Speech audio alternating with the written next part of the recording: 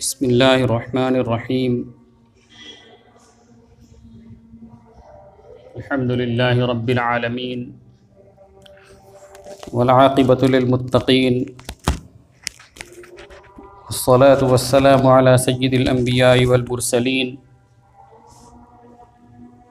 سیدنا و مولانا محمد وآلہ واصحابہ اجمعین۔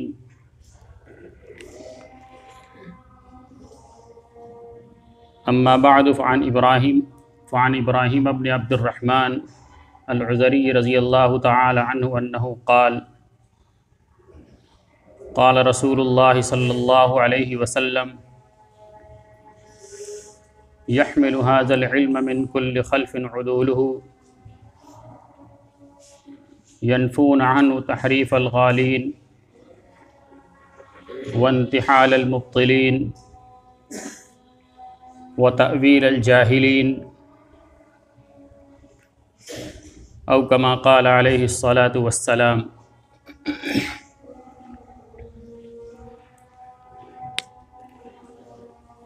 میرے محترم بھائیوں، دوستوں، بزرگوں، اللہ تبارک و تعالی نے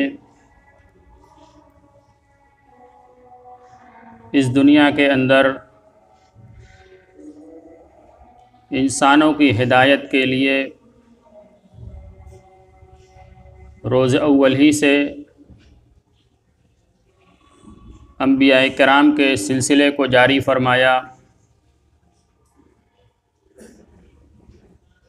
اللہ تبارک و تعالیٰ کی طرف سے نبی دنیا میں آتے اور اللہ کے احکامات کو بندوں تک پہنچاتے،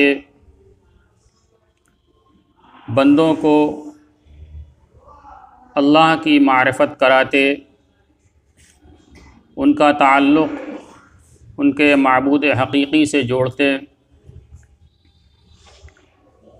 اور پھر جب دنیا میں ان کا وقت پورا ہو جاتا اور وہ دنیا سے تشریف لے جاتے، اس کے بعد قوموں کے اندر جب گمراہی اور ضلالت اور بے راہروی عام ہو جاتی اور لوگ اپنے رب کو بھول جاتے، اپنے مالک کو بھول جاتے، اور نبیوں نے ان کی جو رہبری کی تھی اس سے غافل ہو جاتے، تو اللہ تبارک و تعالی دوسرے نبی کو بھیجتے اسی کام کے لیے کہ وہ جا کر بندوں کا تعلق اللہ سے جوڑیں، بھٹکی ہوئی انسانیت کو راہ راست کے اوپر لائیں۔ یہ تمام انبیاء کرام کا وظیفہ ہوا کرتا تھا کہ انسانوں کے قلوب پر محنت کر کے ان کے رخ کو درست کریں، اور یہ سلسلہ چلتا رہا۔ آخر میں ہم سب کے آقا جناب محمد رسول اللہ صلی اللہ علیہ وسلم دنیا میں تشریف لائے۔ آپ نے بھی اپنی 23 سالہ دور نبوت کے اندر اس کام کو بدرجہ اتم ادا کیا۔ پیغمبری کا جو وظیفہ آپ کو دیا گیا تھا، آپ نے اس کا جیسا حق تھا اس طریقے سے اس کو پہنچا دیا، اور اللہ تبارک و تعالیٰ کو عرفات کے میدان میں صحابہ کرام کی موجودگی میں گواہ بنا دیا۔ اللہم اشہد، اللہم اشہد، اللہم اشہد، کہ اللہ تو گواہ رہنا کہ ہم نے اس پیغام کو لوگوں تک پہنچا دیا۔ پھر رسول اللہ صلی اللہ علیہ وسلم چونکہ آخری نبی تھے، آپ خاتم النبیین ہیں، آپ کے بعد دنیا میں کوئی نبی نہیں آئے گا، اور آپ صلی اللہ علیہ وسلم کو جو دین دیا گیا وہ دین اسلام قیامت تک کے لیے اس کو دین بنایا گیا، اور انسانوں کی کامیابی کے لیے اس دین کو متعین کر دیا گیا کہ اسی دین اسلام ہی کے ذریعے انسانوں کو دنیا کے اندر قیامت تک آنے والے انسانوں کو کامیابی مل سکتی ہے۔ اور پھر نبیوں کے بعد آپ کے خاتم النبیین ہونے کے بعد اس کی ذمہ داری کہ جب یہ دین قیامت تک ہے تو دین دوسروں تک کیسے پہنچے گا، اس کی تبلیغ کی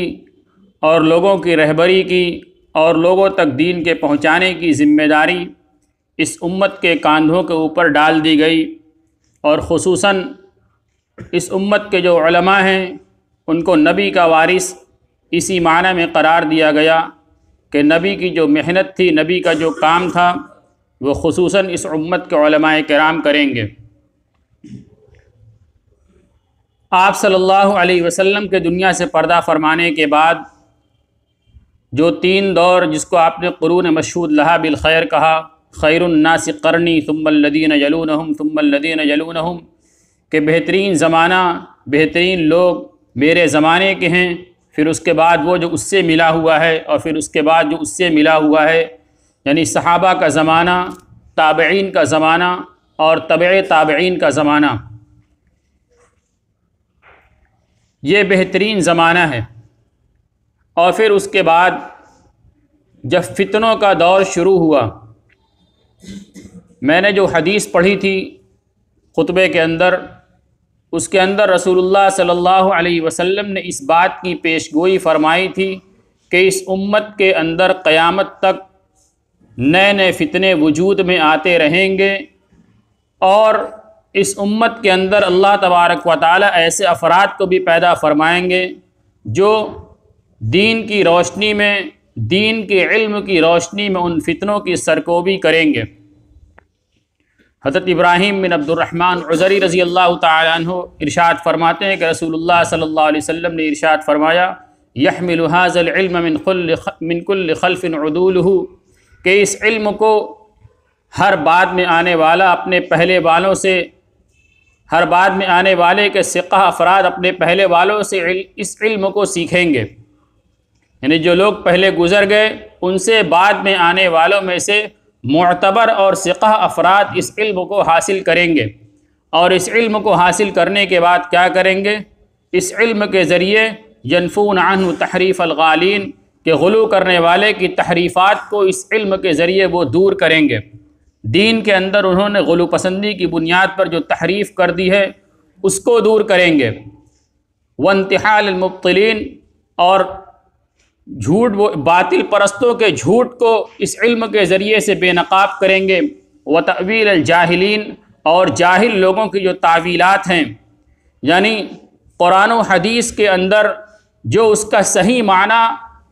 مراد لیا گیا ہے، اس معنی سے ہٹ کر جو دوسرا معنی بیان کیا جاتا ہے جس کو تأویل الجاہلین کہا گیا، اس کی وہ درستگی کریں گے اپنے اس علم کے ذریعے۔ تو رسول اللہ صلی اللہ علیہ وسلم نے یہ پیش گوئی فرمائی ہے کہ فتنے وجود میں آتے رہیں گے، اور اس کے ساتھ ساتھ علماء امت جو حق کے اوپر ہوں گے اور اپنے علم کے ذریعے، یعنی علم دین کی روشنی میں، شرعی علم کی روشنی میں اس فتنے کی وہ سرکوبی کرتے رہیں گے اور صحیح دین لوگوں کے سامنے پیش کرتے رہیں گے۔ چنانچہ یہ سلسلہ اول زمانے سے آج کے زمانے تک چل رہا ہے کہ فتنے وجود میں آ رہے ہیں، اور علماء حق علم کی روشنی میں ان فتنوں کی سرکوبی کرتے چلے آ رہے ہیں۔ مختصر وقت ہے، میں 2-3 واقعات کی طرف اشارہ کر دوں کہ تابعین کے زمانے میں حضرت امام احمد بن حنبل رحمۃ اللہ علیہ کے زمانے میں ایک فتنہ اٹھا، فتنہ خلق قرآن، بہت مشہور ہے۔ جن کو کچھ کتابوں سے شغف ہوگا انہوں نے اس کا ضرور مطالعہ کیا کہ یہ فتنہ کیا تھا۔ فتنہ خلق قرآن، کہ قرآن یہ مخلوق ہے یا غیر مخلوق ہے، قرآن اللہ کا پیدا کی ہوئی مخلوق ہے یا یہ ازل سے ہے۔ اللہ تبارک و تعالی خالق ہیں، اللہ تبارک و تعالی مالک ہیں، اللہ کی ذات ازلی ہے جو ہمیشہ سے ہے اور ہمیشہ رہے گی، نہ اس کے پیدا ہونے کی ابتدا ہے نہ اس کے ختم ہونے کی انتہا ہے، جو ہمیشہ سے ہے اور جو ہمیشہ رہے گا۔ اور کلام یہ اللہ تبارک و تعالیٰ کی صفت ہے، اور اللہ کی صفت اللہ کے ذات کے طریقے سے ابدی ہے، ہمیشہ سے اور ہمیشہ رہے گی۔ اور یہ اہل سنت والجماعت کا عقیدہ ہے کہ قرآن غیر مخلوق ہمیشہ سے اور ہمیشہ رہے گا۔ تو حضرت امام احمد بن حنبل رحمۃ اللہ علیہ کا یہ عقیدہ تھا، اور اس کے بالمقابل اس زمانے کے اندر یہ عقیدہ پیش کیا گیا کہ قرآن مخلوق ہے۔ امام احمد بن حنبل رحمۃ اللہ علیہ نے اس فتنے کی سرکوبی کی، اور اس کے لیے ان کو زبردست طریقے سے ستایا گیا، ان کو کوڑے مارے گئے، اور 28 مہینے تک ان کو جیل میں رکھا گیا، اس کے اندر ان کو زبردست تکلیف پہنچائی گئی، اور اسی کے اندر ان کا انتقال ہو گیا۔ لیکن حق بات سے انہوں نے روگردانی نہیں کی، یعنی حق لوگوں تک پہنچا کر رہے۔ اور پھر اس کے بعد مزید آگے زمانہ گزرتا رہا، درمیان میں بہت سارے فتنے آتے رہے۔ درمیان میں ایک فتنہ آیا اکبر کے زمانے کے اندر۔ اکبر کے زمانے میں جو دین الہی چلا، آج اسکولوں کے اندر جو تعلیم دی جاتی ہے، اس کے اندر جو اتہاس پڑھایا جاتا ہے اور تاریخ پڑھائی جاتی ہے، جو بچے پڑھتے ہیں وہ دین الہی کو پڑھتے ہیں اور وہ سمجھتے ہیں کہ یہ دین بالکل درست تھا۔ اکبر نے جس دین کو ایجاد کیا تھا کہ اس کے اندر مختلف چیزوں کو، مختلف مذاہب کی چیز کو ملا کر، کچھ اسلام سے، کچھ ہندو سے لے کر، اس نے ایک، یعنی اس کو کہیے کہ چوچو کا مربع کی شکل میں ایک چیز اس نے بنا دی، اور اس کو اس نے دین الہی کا نام دیا تھا، جس کے اندر حقیقت میں دین کو مسخ کر دیا گیا تھا۔ اس دین کو اس نے ایجاد کیا، اور اس کے اندر اس کے درباری لوگ بھی شامل تھے۔ حضرت شیخ احمد سرہندی رحمۃ اللہ علیہ نے، جن کو مجدد الفسانی کہا جاتا ہے، انہوں نے اس فتنے کا مقابلہ کیا، اور بہت حکمت عملی سے ان کے درباری لوگوں کو، جن کا میلان کچھ دین کی طرف تھا، ان کے پاس خط و کتابت کے ذریعے اور مختلف ذرائع کے ذریعے حق بات کو ان تک پہنچایا، اور پھر اس کے بعد دھیرے دھیرے یہ دین الہی دنیا سے ختم ہوا، ورنہ ایک فتنہ وجود میں آیا تھا۔ آج یہی لوگوں کو پڑھایا جا رہا ہے، اور ہمارے نونہال پڑھتے ہیں، اور ان کے ذہن میں بھی یہ بات نہیں آتی کہ یہ دین الہی ایک فتنہ تھا، اور اس کے ذریعے سے صحیح دین کو ہندوستان کے اندر مسخ کرنے کی کوشش کی گئی تھی۔ حضرت مجدد الفسانی رحمۃ اللہ علیہ نے اس فتنے کی سرکوبی کی۔ یہ علماء کرام کا کارنامہ تھا۔ پھر اس کے بعد درمیان کا عرصہ چھوڑ دیجئے، مختصر وقت ہے، اخیر زمانے میں جب سن 1800 اور 1900 صدی کا زمانہ آیا اور انگریزوں کا اس ملک کے اندر تسلط ہوا، تو اس وقت ہندوستان کے کیا حالات تھے وہ تاریخ پڑھنے والے جانتے ہیں کہ جب 1857 کے اندر مسلمانوں کو مسلح جنگ کے اندر شکست ہو گئی، اور دلی کے اندر چاندنی چوک پر اور اس کے مختلف علاقوں میں علماء کرام کو تختے دار کے اوپر، ہر درخت کے اوپر لٹکا دیا گیا، اور مسلمانوں کے عمرا کو، ان کے وزراء کو قتل کر دیا گیا، تختے دار پر چڑھا دیا گیا، اور ان کے بچوں کو، یعنی عمرا، وزراء اور علماء کے بچوں کو وہاں کی گلیوں کے اندر چھوڑ دیا گیا، اور وہ بھیک مانگ کر اپنی زندگی گزارا کرتے تھے۔ اس وقت ہندوستان کے جو حالات بنے تھے کہ دین کے لالے پڑ گئے تھے، ان کو کوئی دین پڑھانے والا نہیں تھا، اور پادریوں نے اپنے انگلینڈ سے اور اس مختلف علاقوں سے پوری ایک، یعنی ہزاروں کی تعداد میں پادریوں کو بلایا تھا، اور یہ پیشکش کی تھی کہ یہ جو بچے جو گلیوں کے اندر بھیک مانگ رہے ہیں، ان کو ہمارے حوالے کر دیا جائے، ہم ان کی کفالت بھی کریں گے، ان کو کھانا بھی دیں گے، ان کو کپڑا بھی دیں گے، اور ان کے تعلیم کا بھی انتظام کریں گے، ان کو پڑھائیں گے بھی۔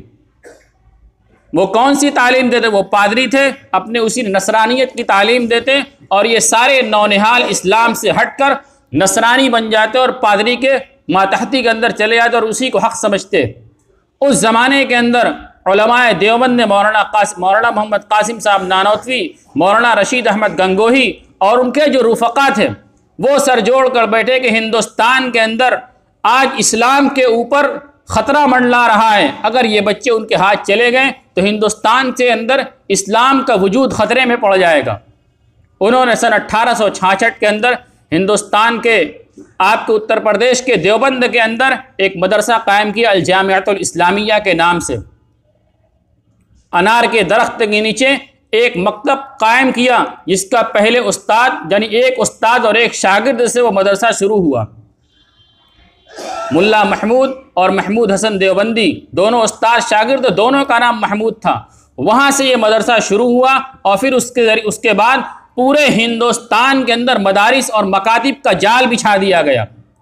مولانا قاسم نانوتوی رحمۃ اللہ علیہ نے اس موقع پر کہا تھا کہ ہمارا اس مدارس کے ذریعے قائم کرنے کا مقصد ہے کہ ہندوستان کے اندر ایسے لوگ پیدا ہوں جو رنگ و نسل کے اعتبار سے تو ہندوستانی ہوں، لیکن اپنی سوچ اور اپنے فکر کے اعتبار سے مسلمان ہوں۔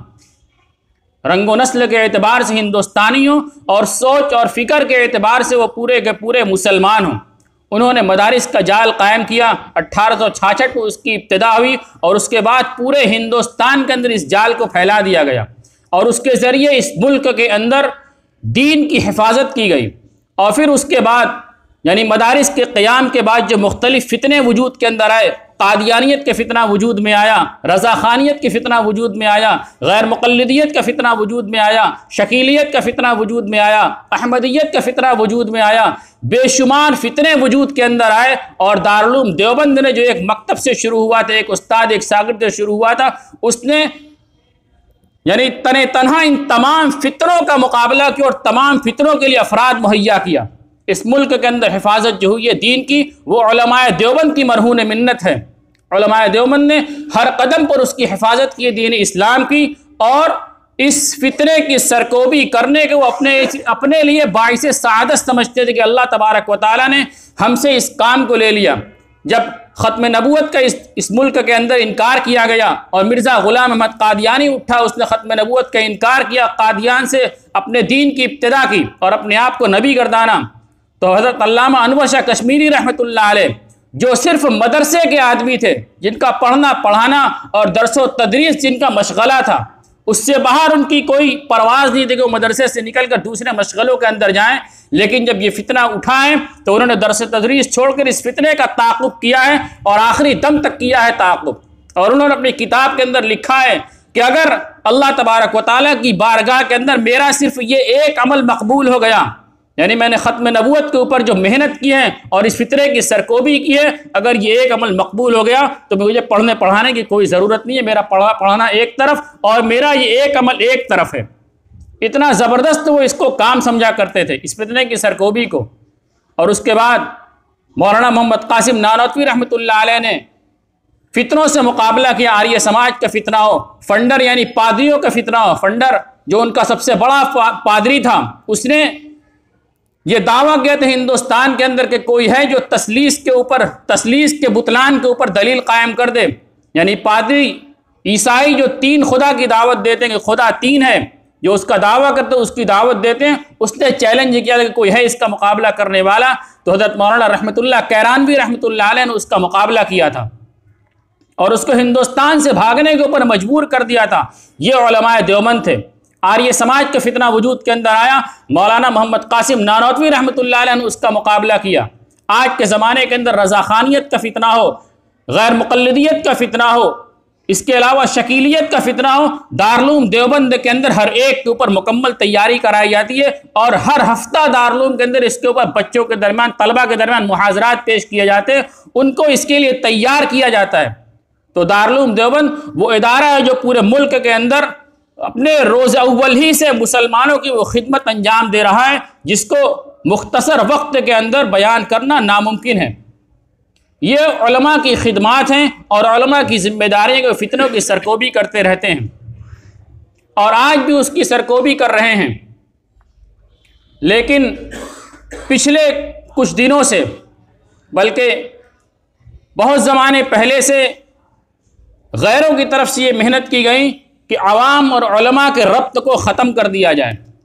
وقت کچھ زیادہ ہو رہا ہے، تھوڑی دیر میں انشاءاللہ گفتگو ختم کروں گا۔ بہت زمانے پہلے سے غیروں کی طرف سے یہ کوشش کی گئی کہ علماء اور عوام کے درمیان سے رابطے کو ختم کر دیا جائے۔ علماء اور عوام کا رابطہ ختم ہوگا تو پھر اس امت کا اور اس عوام کا پرسان حال کوئی نہیں ہوگا۔ اس امت کا پرسان حال کوئی نہیں ہوگا۔ اس یہ امت ہر محاذ کے اوپر ناکام کر دی جائے گی، جو اپنے دین کے راستے سے ہٹ جائے گی، اپنے علماء سے کٹ جائے گی، تو اس کا کوئی پرسان حال نہیں ہوگا، یہ امت ختم ہو جائے گی، اس کا وجود ختم ہو جائے گا۔ اور یہی غیروں نے کیا ہے اور اس کے اندر وہ کامیاب ہوئے۔ آپ پورے اندلس اور اسپین کی تاریخ اٹھا کر پڑھ لیجئے، وہاں اسی طرز کے اوپر عمل کیا گیا کہ علماء سے عوام کا رابطہ کاٹ دیا گیا، اور اس کا نتیجہ کیا ہوا کہ تقریباً 800 سال جہاں پر مسلمانوں کی حکومت تھی، وہاں مسلمانوں کی اینٹ سے اینٹ بجا دی گئی، اسلام کے نام لینے کو جرم قرار دے دیا گیا۔ مسجد قرطبہ جو سب سے بڑی مسجد اس زمانے کے اندر ہوا کرتی تھی، اس کے اندر تالے لٹک گئے، بلکہ اس کے اندر عیسائیت کی پوجا ہونے لگی۔ یہ علماء اور عوام کا رابطہ کاٹنے کے نتیجے میں تھا، اور ہر زمانے میں یہ ہوا ہے، جب رابطہ کاٹا گیا ہے اور علماء عوام سے کٹے ہیں تو یہ حالات دنیا کے اندر پیدا ہوئے ہیں۔ اور آج اس زمانے کے اندر وہ کوشش بہت اچھے انداز میں کچھ اپنے بھائیوں کی طرف سے پیش کی جا رہی ہے، یعنی اس کا نام کچھ پیش کیا جا رہا ہے، لیکن اس کے اندر جو بات ہے وہ یہ ہے کہ علماء کا عوام سے رابطہ چاہے محسوس ہو چاہے ان کو محسوس نہ اپنے بیان کے ذریعے، لیکن علماء کا عوام سے رابطہ کٹ رہا ہے ان بیانات کے ذریعے، ان باتوں کے ذریعے۔ آپ نے بہت سارے بیانات سنے ہوں گے کہ اس کے اندر ایسی باتیں کہی گئی جس کے ذریعے علماء اور عوام کے رابطے کو کاٹا گیا۔ آپ کے بنارس کے اندر پہلے تو باہر ہوتا تھا تو اس کے کچھ کہنے کی ضرورت محسوس نہیں کی گئی کہ لوگوں کے اوپر غلط چیز واقع رہو، اس کے اندر انتشار کا ذریعہ نہ بنے، لیکن جب بنارس کے اندر یہ بات ہوئی تو بدرجہ مجبوری اس بات کو عرض کرنا پڑتا ہے کہ علماء اور عوام کے رابطہ کے کاٹنے کی کوشش یہاں سے ہو رہی ہے۔ یہاں ایک بیان کیا گیا آپ کے بنارس کے مرکز کے اندر، جن لوگوں نے اس بیان کو سنا ہوگا انہوں نے اس بات کو محسوس کیا ہوگا۔ میں اس کے اندر سے صرف ایک آیت آپ کے سامنے پیش کرتا ہوں کہ وہاں پر آیت پڑھی گئی اور اس کا مطلب بیان کیا گیا۔ قرآن کے اندر اللہ تبارک و تعالیٰ نے ارشاد فرمایا ہے فَاسْأَلُوا أَهْلَ الذِّكْرِ إِن كُنتُمْ لَا تَعْلَمُونَ، کہ اگر تم نہیں جانتے ہو تو اہل ذکر سے معلوم کرو، اگر تم نہیں جانتے ہو تو اہل ذکر سے معلوم کرو۔ اہل ذکر کی وہاں پر کیا تعریف کی گئی ہے، وہاں پر کیا بیان کیا گیا ہے، میں اس کو اپنے اس کاغذ کے اوپر نوٹ کر کے لایا ہوں تاکہ الفاظ کا بھی فرق نہ پڑے۔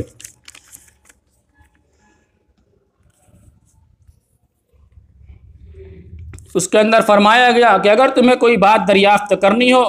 تو ان اہل علم سے دریافت کرو جنہیں استحضار خداوندی ہے۔ اہل علم نہیں کہا ہے کہ اہل علم سے معلوم کرو، بلکہ ان اہل علم سے پوچھو جو اہل ذکر ہیں جنہیں استحضار خداوندی ہے۔ کیا تفسیر کی گئی کہ ان اہل علم سے پوچھو جنہیں استحضار خداوندی ہے، یعنی جو علماء تقوی کی صفات کے ساتھ متصف ہیں ان سے مسائل، ان سے باتوں کو پوچھا جائے، اس سے ہٹ کر دوسروں سے نہ پوچھا جائے۔ کیا پچھلے مفسرین نے اس کی یہی تفسیر کی ہے؟ اس کے لیے کچھ حوالہ میں پیش کروں کہ لوگوں نے اس سلسلے میں کیا کہا ہے۔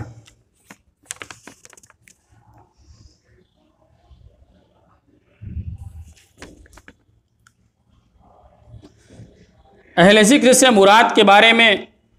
لوگوں کے کتنے اقوال ہیں۔ فرمایا گیا کہ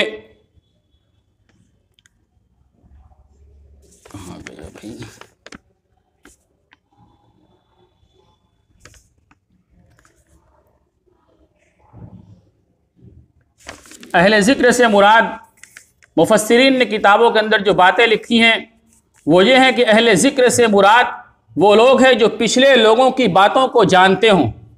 جو پچھلے لوگوں کی باتوں کو جانتے ہوں۔ اور مفسرین نے اس کے بعد یہ بات لکھی ہے کہ اہل ذکر سے مراد، یہاں ذکر سے مراد یہ حفظ کے معنی میں ہے کہ جو لوگ پچھلے لوگوں کی باتوں کو یاد کرنے والے ہوں ان سے پوچھو۔ اس کے اندر کسی تفسیر کے اندر استحضار خداوندی کا لفظ موجود نہیں کہ اس کے ساتھ استحضار خداوندی ہو، انہی سے پوچھا جائے، بلکہ جو جاننے والے ہوں، اہل علم ہوں، یعنی اہل حفظ ہوں، پچھلے لوگوں کی بات کو یاد کرنے والے ہوں، ان سے مسائل کو معلوم کر لیا جائے۔ اور علم کے ساتھ تقوی کی صفت کو داخل کرنا، میرے بھائیو دوستو بزرگوں، علم الگ چیز ہے، تقوی الگ چیز ہے۔